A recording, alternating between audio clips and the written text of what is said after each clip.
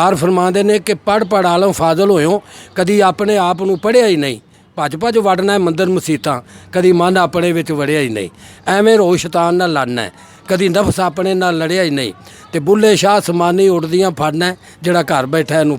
अस्सलाम वालेकुम नाजरीन, मैं हूं आपका मेज़बान अवैस भट्टी और आप देख रहे हैं पंजाब न्यूज़ पाकिस्तान। नाजरीन, एक आज हम आपको एक दिलचस्प स्टोरी के बारे में बताने जा रहे हैं। जो एक शख्स खुद तो 5 मरले के मकान में रहता और उसने 3 कनाल का प्लाज़ा गरीब मुसाफरों और मज़दूरों के लिए मुख्तस किया है और उनको 3 वक्त का खाना भी देता है। आए आज उस दिलचस्प शख्स से हम आपको मिलाते हैं जो कि मदाह है अब्दुल सत्तार ईदी साहब का, और उनका मिशन है कि लाहौर में भी अब्दुल सत्तार ईदी साहब की तरह वो हाजी नियामत अली बारा साहब ये प्रोग्राम स्टार्ट करें। जी नाजरीन, हमारे साथ इस टाइम मौजूद है नियामत अली बारा साहब जो कि हंजरवाल के इलाके में रहते हैं, लाहौर के इलाके हंजरवाल में रहते हैं। उन्होंने 3 कनाल का प्लाज़ा गरीब मज़दूरों मुसाफरों के लिए मख्सूस किया है। जिस तरह कराची में अब्दुल सत्तार ईदी साहब ने एक मिशन था उनका गरीबों की मदद करनी, इसी तरह उन्होंने अपना एक मिशन ज़ाहिर किया है कि मैंने गरीबों की मदद करनी है। और बारा बरादरी ने लाहौर में इंशाअल्लाह आइंदा आने वाले दिनों में एम्बुलेंस का इंतज़ाम भी करना और गरीब मज़दूरों और गरीब अफराद के लिए हर तरह की मदद भी करनी। आज उन हमारे साथ मौजूद है, आज उनसे पूछते हैं किस तरह उन्होंने ये 3 कनाल का प्लाज़ा जो मुख्तस किया है गरीब मज़दूरों और मुसाफरों के लिए, उनसे पूछते हैं कि इसके पीछे कहानी क्या है। और आजकल के दौर में 1-2 इंच की जगह सगे भाई को नहीं छोड़ता, उन्होंने इतना दिल उनके पास, किस तरह उन्होंने ये दिला दिलेरी की और 3 मंजिल 3 कनाल का प्लाज़ा गरीब मज़दूरों और मुसाफरों के लिए मुख्तस किया। जी अस्सलाम वालेकुम सर। वालेकुम सलाम, की हाल है जनाब? सब ठीक ठाक, खैर अल्लाह दा करम दुआवां जी। सर दसो कि किस तरह तुसी 3 कनाल ਦਾ ਪਲਾਜ਼ਾ ਅੱਜਕੱਲ ਦੇ ਦੌਰ ਦੇ ਵਿੱਚ ਕਿ 2 ਇੰਚ ਦੀ ਜਗ੍ਹਾ ਤੋਂ ਭਰਾ ਨੂੰ ਕਤਲ ਕਰਦਾ, बिल्कुल ਤੁਸੀਂ ਕਿਸ ਤਰ੍ਹਾਂ ਐਡਾ ਹੌਸਲਾ ਕੀਤਾ 3 ਕਨਾਲ ਦਾ ਪਲਾਜ਼ਾ ਗਰੀਬ ਮਜ਼ਦੂਰ ਤੇ ਮੁਸਾਫਰਾਂ ਵਾਸਤੇ ਮੁਖਸਸ ਕੀਤਾ ਤੇ ਉਸ ਤੋਂ ਬਾਅਦ 3 ਟਾਈਮ ਦਾ ਉਹਨਾਂ ਨੂੰ ਖਾਣਾ ਦੇ ਰਹੇ ਹੋ?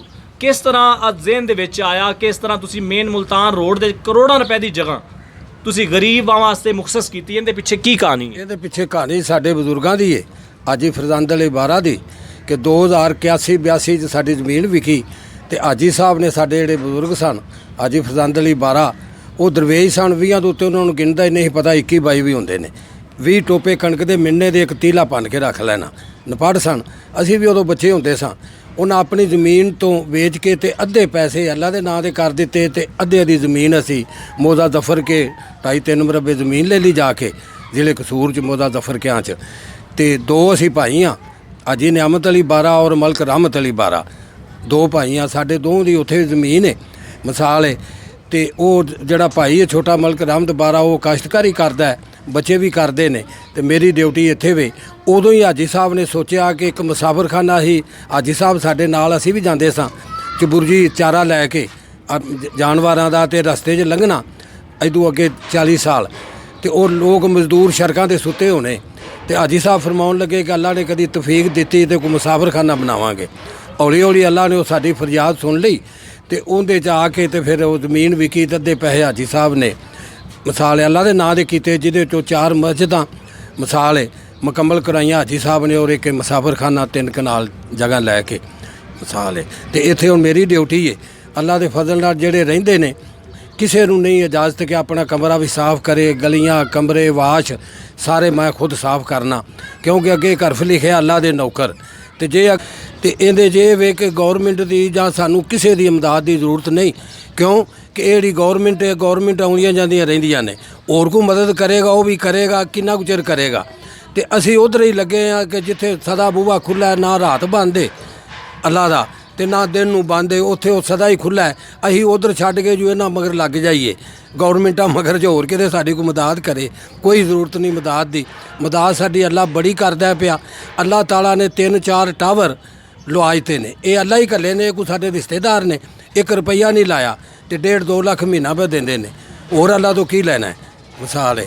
ਤੇ ਅੱਲਾ ਹੀ ਕਰਦਾ ਪਿਆ, ਅਸੀਂ ਤਾਂ ਸਿਰਫ ਡਿਊਟੀ ਦਿੰਦੇ ਹਾਂ।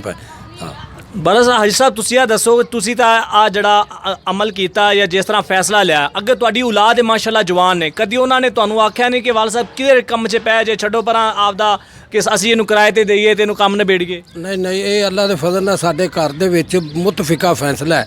ਸਾਡੇ ਵਾਲਦਾ ਕਰ ਗਏ ਨੇ ਕਿ ਇਹ ਅੱਲਾ ਦੇ ਨਾਂ 'ਤੇ ਹੀ ਰਹਿਣਾ ਹੈ। ਇੱਥੇ ਜਿਹਨੇ ਡਿਊਟੀ ਦੇਣੀ ਦੇਵੇ ਨਾ ਦੇਵੇ, ਇਹਨੂੰ ਕੋਈ ਨਹੀਂ ਹਿਲਾ ਸਕਦਾ, ਕਿਉਂਕਿ ਅੱਲਾ ਦੇ ਪੈਸਿਆਂ 'ਚੋਂ ਸਾਡੇ ਹਾਦੀ ਸਾਹਿਬ ਨੇ ਬਣਾਏ ਨੇ।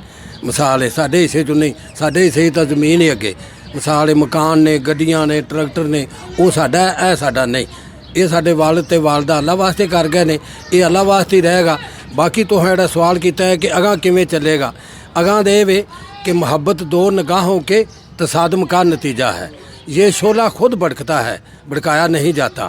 محبت کے لیے کچھ خاص دل مخصوص ہوتے ہیں، یہ وہ نغمہ ہر ساز پہ گایا نہیں جاتا۔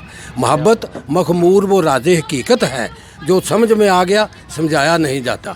2001 'ਚ ਖਾਲਦ ਰਾਂਝੇ ਨੇ ਸੱਦਿਆ ਸੀ, ਮਿਸਾਲ ਹੈ ਖਿਦਮਤ ਖਲਕ ਦਾ ਉਹਨੇ ਅਵਾਰਡ ਦਿੱਤਾ, ਤੇ 2006 'ਚ ਗਵਰਨਰ ਖਾਲਦ ਨੇ ਤੇ ਹੁਣ ਇਹਨਾਂ ਸੱਦਿਆ। ਮਦਦ ਦੀ ਜਿਹੜੀ ਸਾਨੂੰ ਕਿਸੇ ਨਾ ਆਫਰ ਕੀਤੀ ਹੈ ਨਾ ਅਸਾਂ ਕੀਤੀ ਹੈ, ਬਿਲਕੁਲ ਸਾਨੂੰ ਕੋਈ ਜ਼ਰੂਰਤ ਨਹੀਂ। ਕਿਉਂ ਕਿ ਅਸੀਂ ਤਾਂ ਜਿਹੜਾ ਇਹਦਾ ਖੁਦ ਬਿਲਡਿੰਗ ਦਾ ਜਿਹੜਾ ਪ੍ਰਾਪਰਟੀ ਟੈਕਸ ਦਿੰਦੇ ਆ, ਇਨਕਮ ਟੈਕਸ ਵੀ ਦਿੰਦੇ ਆ। ਜਿਹੜੇ ਟਾਵਰਾਂ ਵਾਲੇ ਨੇ ਇਹ ਉੱਥੇ ਹੀ ਕੱਟ ਲੈਂਦੇ ਨੇ, 1.5 ਲੱਖ ਰੁਪਈਆ ਸਾਲ ਦਾ ਇਹ ਸਾਡਾ ਟੈਕਸ ਜਾਂਦਾ ਹੈ ਟਾਵਰਾਂ ਦਾ, ਮਿਸਾਲ ਇਨਕਮ ਟੈਕਸ। ਬਾਕੀ ਜਿਹੜਾ ਬਿਲਡਿੰਗ ਦਾ ਟੈਕਸ ਹੈ, ਇਹਨਾਂ ਟਾਵਰਾਂ ਦਾ ਵੱਖਰਾ ਪ੍ਰਾਪਰਟੀ ਟੈਕਸ ਵੀ ਅਸੀਂ ਦਿੰਦੇ ਆ, ਬਿਲਡਿੰਗ ਦਾ ਵੀ ਦਿੰਦੇ ਆ। ਮੈਂ ਫੈਲਰ ਹਾਂ, ਇਸ ਗੱਲੇ ਦਿੰਦੇ ਆ ਕਿ ਇਹ ਜਿਹੜਾ ਬੇੜਾ ਚੱਲਦਾ ਪਿਆ ਇਹਦੇ ਸਾਰਿਆਂ ਨੂੰ ਇੱਕ ਇੱਕ ਤੂੰਬਾ ਇੱਕ ਇੱਕ ਪਾਉਣਾ ਚਾਹੀਦਾ ਤਾਂ ਕਿ ਚੱਲਦਾ ਰਹੇ। ਬਾਹਰ ਵਾਲਾ ਚੱਲਣ ਵਾਲਾ ਜਿਹੜਾ ਹਾਲ ਹੈ, ਜਿਉਂ ਤੋਂ ਲਾ ਕੇ ਪਾਕਿਸਤਾਨ ਬਣਿਆ, ਅਸੀਂ ਬਚਪਨ ਤੋਂ ਵੇਖਦੇ ਆਏ ਹਾਂ। ਇੱਥੇ ਸਿਰਫ ਸਾਡੀ ਆਰਮੀ ਜਿਹੜੀ ਹੈ ਨਾ, ਫੌਜ, ਉਹ ਵਫਾਦਾਰ ਹੈ ਮੁਲਕ ਦੀ। ਅਗਰ ਫੌਜ ਵਫਾਦਾਰ ਨਾ ਹੋਵੇ ਔਰ ਨਾ ਹੁੰਦੀ ਤੇ ਇਹ ਪਤਾ ਨਹੀਂ ਇਹ ਮੁਲਕ ਨੂੰ ਕਿੱਧਰ ਇਹ ਲੋਕ ਲੈ ਜਾਂਦੇ। ਫੌਜ ਸਾਡੀ ਜ਼ਿੰਦਾਬਾਦ ਹੈ ਬਸ। ਤੇ ਹੁਣ ਜਿਹੜਾ ਇਮਰਾਨ ਖਾਨ ਆਏ ਨੇ, ਇਮਰਾਨ ਖਾਨ ਨੂੰ ਇੰਨੇ ਬੱਚੇ ਨੂੰ ਵੀ ਪੁੱਛ ਲਓ ਪਿੰਡਾਂ 'ਚ, ਲਾਹੌਰ 'ਚ ਆ ਵੇ ਇਮਰਾਨ ਖਾਨ, ਉਹਦੇ ਨੇ ਇਮਰਾਨ ਖਾਨ ਨੇ ਜਿਹੜੀ ਆ ਮਹਿੰਗਾਈ ਕੀਤੀ ਹੈ ਨਾ, ਇੱਥੋਂ ਬੁੱਢੀਆਂ ਬੰਦੇ ਪਿੱਟਦੇ ਨੇ ਪਏ। ਮਹਿੰਗਾਈ ਬੜੀ ਜ਼ਿਆਦਾ ਹੋ ਗਈ ਹੈ। ਬਾਹਰ ਵਾਲਾ ਇਮਰਾਨ ਖਾਨ ਜਿਹੜਾ ਇਮਾਨਦਾਰ ਬੰਦਾ ਹੈ, ਅੱਛਾ ਬੰਦਾ ਹੈ, ਇਹ ਪੈਸੇ ਪੂਸੇ ਨਹੀਂ ਖਾਂਦਾ, ਨੇਕ ਆਦਮੀ ਹੈ। ਮਿਸਾਲ ਹੈ ਗਵਰਨਰ ਸਰਵਰ ਹੈ, ਉਹ ਵੀ ਅੱਛਾ ਹੈ।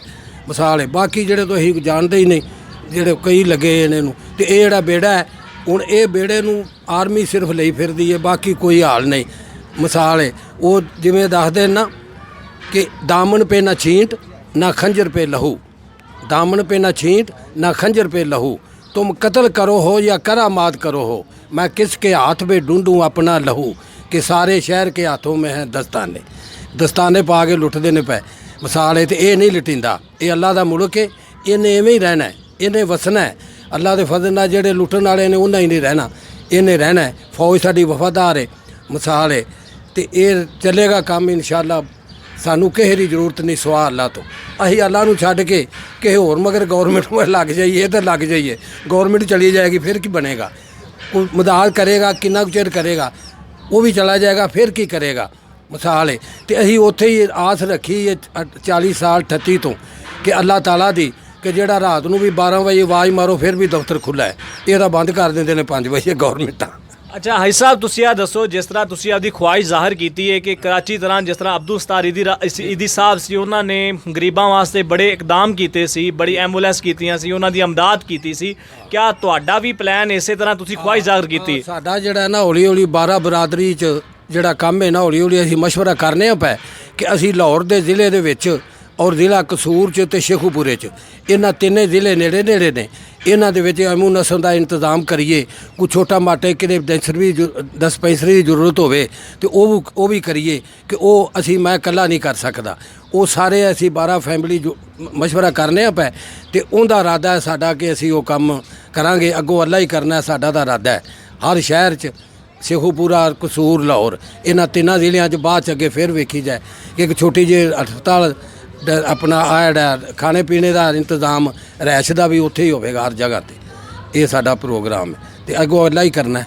जी हमारे साथ मौजूद है हाजी नियामत अली बारा साहब, जो दूसरों के लिए सोचते हैं कि अच्छी मिसाल है, आवाम के लिए, गरीबों के लिए मसीहा बने हैं।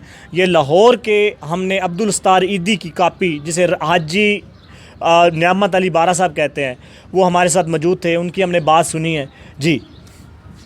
ਵੇਖੇ ਨੇ ਕਿ ਚੜ੍ਹਦੇ ਸੂਰਜ ਢਲਦੇ ਵੇਖੇ, ਬੁੱਝੇ ਦੀਵੇ ਬਲਦੇ ਵੇਖੇ, ਜਿਨ੍ਹਾਂ ਦਾ ਨਹੀਂ ਜੱਗ ਤੇ ਕੋਈ, ਉਹ ਵੀ ਪੁੱਤਰ ਪਲਦੇ ਵੇਖੇ।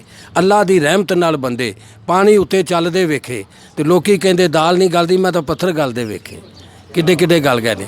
ਨਾ ਗੁੱਲ ਹੈ ਨਾ ਗੀਚੇ, ਨਾ ਬੂਟੇ ਨਾ ਪੱਤੇ, ਉਵੇ ਬਾਗ ਨਜ਼ਰੇ ਖਜ਼ਾਂ ਕੈਸੇ ਕੈਸੇ, हर दिल पे दाग हैं नाकामियों के, निशान दे गया बेनिशां कैसे कैसे, न है कब्रे दारा न गोरे सिकंदर, मिटे नामियों के निशान कैसे कैसे।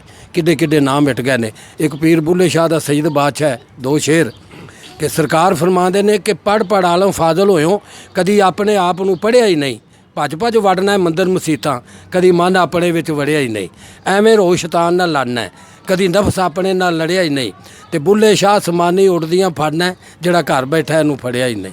ਰੱਬ ਰੱਬ ਕਰਦਿਆਂ ਬੁੱਢੇ ਹੋ ਗਏ ਮੁੱਲਾ ਪੰਡਤ ਸਾਰੇ, ਤੇ ਰੱਬ ਦਾ ਖੋਜ ਖੁਰਾ ਨਹੀਂ ਲੱਭਾ, ਸਜਦੇ ਕਰ ਕਰ ਹਾਰੇ, ਰੱਬ ਤਾਂ ਤੇਰੇ ਅੰਦਰ ਹੀ ਰਹਿੰਦਾ ਵਿੱਚ ਕੁਰਾਨ ਇਸ਼ਾਰੇ, ਤੇ ਬੁੱਲੇ ਸ਼ਾਹ ਰੱਬ ਉਹਨੂੰ ਮਿਲਦਾ ਜਿਹੜਾ ਨਫਸ ਆਪਣੇ ਨੂੰ ਮਾਰੇ।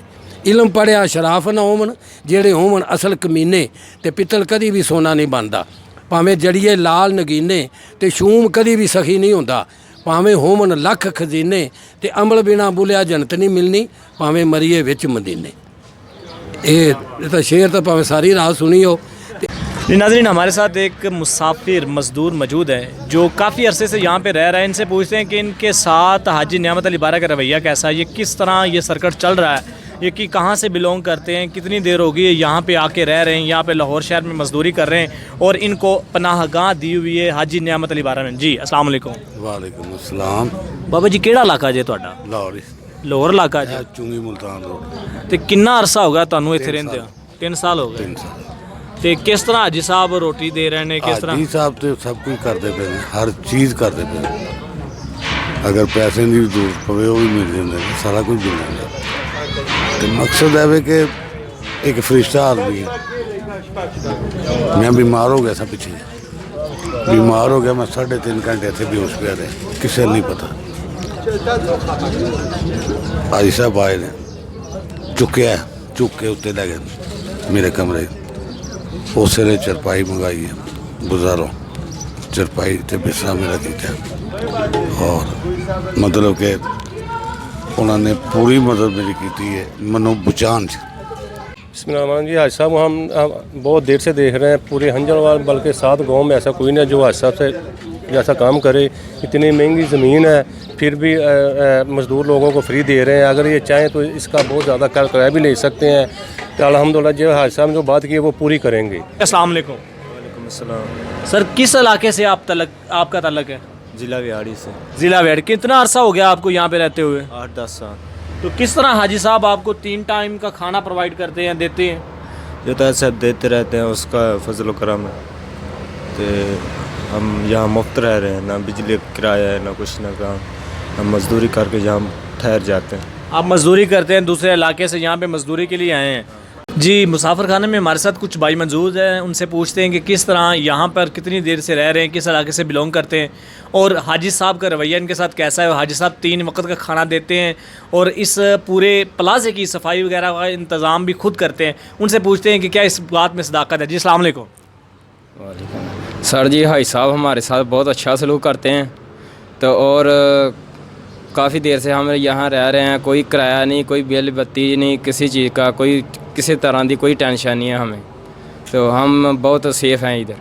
किस इलाके से बिलोंग करते हैं आप? फैसलाबाद से। फैसलाबाद से हैं। कितना अरसा हो गया यहाँ पे रह रहे हैं? 6 साल हो गए। तो खाना पीना किस तरह हाजी साहब 3 वक्त का खाना आपको देते हैं? जी। इसके बारे में हाजी साहब के बारे में आप क्या कहते हैं? हाजी साहब बहुत अच्छे इंसान हैं और खाना बेहतरीन होता है, तो और बाकी ये आके सफाई वगैरह खुद करते हैं। जी हमारे साथ भाई मौजूद थे जो जी। हमारी दुआ है कि अल्लाह पाक इसी तरह हाजी नियामत अली बारा के जो मकसद है पूरा करते रहे, और हमारी हुकूमत और अकाम बाला से दरख्वास्त है कि इनकी फ़ाइनेंशियल सपोर्ट भी की जाए और इनको सपोर्ट किया जाए और इनकी हौसला अफजाई की जाए, क्योंकि ये बिल्कुल प्राइवेट किसी किस्म की किसी की इनको अमदाद की ज़रूरत नहीं है, फ्री ऑफ कास्ट अपनी जेब में से ये सारा सिस्टम लगा रहे हैं। हमारी दुआ है कि यही यूं ही अल्लाह पाक इनको तौफीक देता रहे और इनकी सेहत में और उम्र में बरकत दे। जी।